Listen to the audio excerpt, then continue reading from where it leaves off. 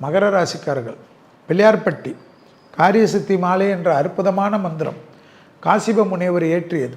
பந்தம் அகற்றும் ஆரம்பித்து பாசருவில் பசருவில் என்று முடியக்கூடிய மந்திரம் கேட்குது, சொல்வது உங்களுக்கு பெரிய அளவுக்கு ஏற்றத்தை தரும்.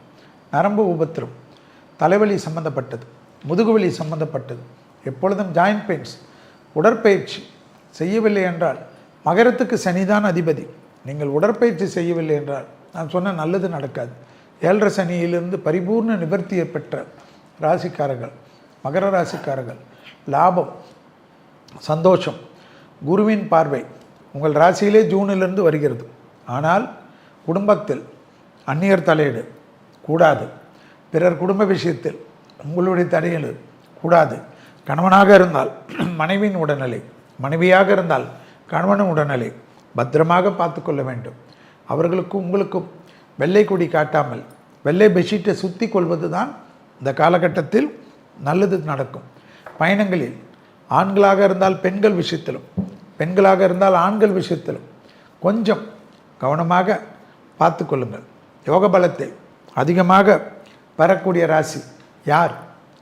மகர ராசிக்காரர்கள். தனிப்பட்ட செல்வாக்குகள் கூடக்கூடிய ராசி யார்?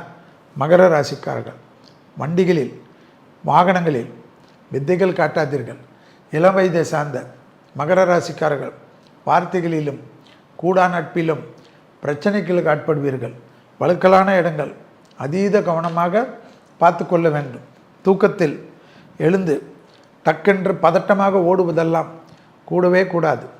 மொட்டை மாடிகளில் மிக கவனமாக பிடிமானம் கவனத்துடன் இருப்பது.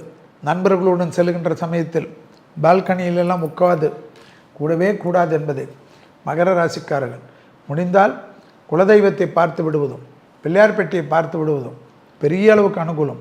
அதிகமான பொருள் சேர்க்கை, அதிகமான முதலீடுகள், அதிகமான பண அமைப்பு சேர்க்கக்கூடிய ராசிகளில் மகரம் வருவதும் தைரியம், இழந்த பெருமைகளெல்லாம் பெறுவதற்குண்டான அற்புதம் மகரத்துக்கு ஏற்படும்.